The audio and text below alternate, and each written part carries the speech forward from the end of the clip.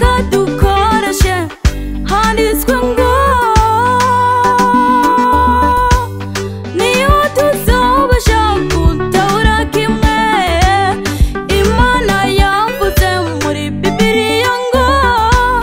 nimbuye kunda ruka isabato Uko twavuze ko dukoresha handitswe ngo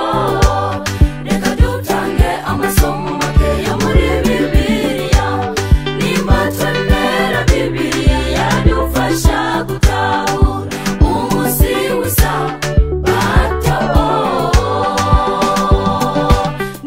n'imirongo myinshi ivuga iby'isabato n'ukuntu Imana yayirutse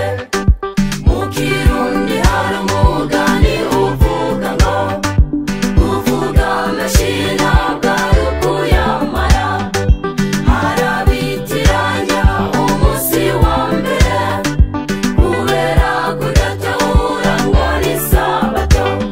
Abalewi igice cya 23 ku murongo wa mbere gushitsa 15 hakiranura abitiranya iminsi bavuga ko guharura isabato iheze duca duhera kuwo munsi ukurikira wa mbere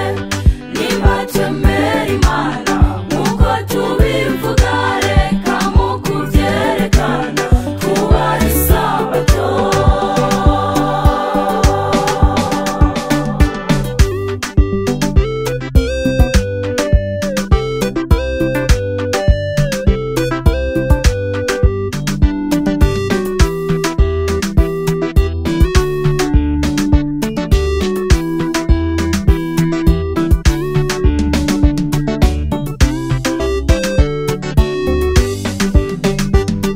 iva kuki ku bantu bo muri iyi si ko twishinga dushavuze